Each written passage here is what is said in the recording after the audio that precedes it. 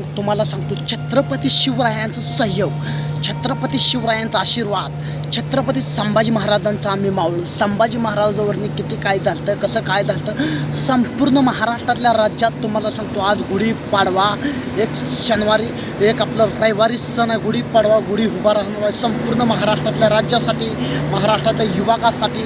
तुम्हाला सांगतो नागपूरमध्ये इतका मोठा हिंसा झाला, तुम्हाला सांगतो नागपूरमध्ये इतका मोठा हिंसा झाला, नागपूर सगळे पेटलं. मग तिथले पोलीस सगळी कारवाई चालू आहे तिथं नागपूरच्या नंतर. तुम्हाला सांगतो छत्रपती संभाजी महाराजांचा पिक्चर आलं, छावा पिक्चर बघून आमच्या डोळ्याला पाणी आलं.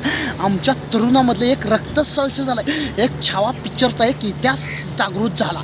मग त्यानंतर तुम्हाला सांगतो आई जगदंबीच्या आशीर्वादाने संपूर्ण महाराष्ट्रात छत्रपती शिवरायांच्या मावळ्यामध्ये एक असं सहयोग पोचवाय बघतोय, एक रक्तसल्सल करायला बघतोय तुमच्या आशीर्वादाने. लाखांनी तरुण आई जगदंबीच्या आशीर्वादाने एक विचार, एक तरुणांसाठी, एक युवकांसाठी, येणाऱ्या काळांसाठी, येणाऱ्या भविष्यासाठी. किती भ्रष्टाचार होतं, किती अत्याचार होतं, आया बहिणीवरने आबरू लुटते ते, किती लोकांना मारते ते, गोरगरिबावरने अत्याचार होतं, भ्रष्टाचार होतं, गोरगरिबांना न्याय मिळत नाही, टायमाला होत नाही. तुम्हाला सांगतो संतोष देशमुखाचा मॅटर होऊन 3 महिने झालं. आणि तुम्हाला सांगतो संपूर्ण महाराष्ट्रातलं एक खासदार दमदार ओमराजे लिंबाळकर साहेबांनी असं खासदार कधीच बघितलं नाही. सुखदुःखात सामील होणारे, गोरगरिबांची मदत करणारे महाराष्ट्रात कमीच नेते ते.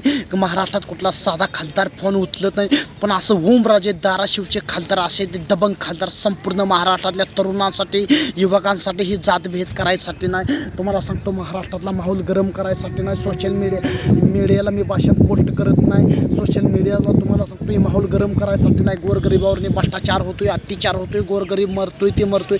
गरिबासाठी कोण लढत नाही, मोठ्यासाठी कुठं काय होतं हे होतं. मी एक सामाजिक माणूस आहे, मी पण गरीब आहे, तुमच्यासाठी लढतोय, 18 पक्क जातींसाठी लढतोय. एक छत्रपती शिवरायांचा मावळा, एक संभाजी महाराजांचा इतिहास, आणि ते आपण इतिहास राजांचं जागृत करायला बघतोय. तुमचं रक्त सळसळ करायला बघतोय. तुमच्या रूपाने तुमची तरुण, तुमच्या आशीर्वादाने तरुण एक सपोर्टमध्ये घेऊन त्यांचं रक्त सळसळ करून आणि तुमच्या रूपाने काय तो उभा करायला बघतोय. आई जगदंबीच्या आशीर्वादाने तुमची ताकद, तुमची शक्ती, माझ्या मागं तुमचा पाठिंबा असला तर मी काय तर करू शकत आहे भविष्यात. तुम्ही फक्त उचलून धरलं तर महाराष्ट्रात आता गुढी कशी उभा राहिली, महाराष्ट्रात गुढी कशी उभा राहिली. महाराष्ट्रात आपण एक तंबू घेतो, हे घेतो, एक तंबूवर उभा करतो गुढी, आपण तंबूवर उभा करतो. तसंच आम्हाला गुढीवणी उभा केल्यावर महाराष्ट्रातल्या राज्यासाठी, महाराष्ट्रातल्या काळांसाठी, महाराष्ट्रातल्या गरिबांसाठी, महाराष्ट्रात बरेच भ्रष्टाचार होतं. तसंच तुम्ही आमच्या पाठीची महाराष्ट्रातली जनता, महाराष्ट्रातली मायबाप, संपूर्ण महाराष्ट्रातली तरुण पिढी, युवक पिढी, आणि तुम्हाला सांगतो महाराष्ट्रातली नेते लोक, महाराष्ट्रातले मंत्री कोणाचं नाही. तुम्हाला महाराष्ट्रात आपल्या हिंदू मुस्लिम करून आपल्यात भांडणं लावते ते, महाराष्ट्रात आपल्याच वातावरण पेटवते ते, महाराष्ट्रातलं ही करते ते नेता लोक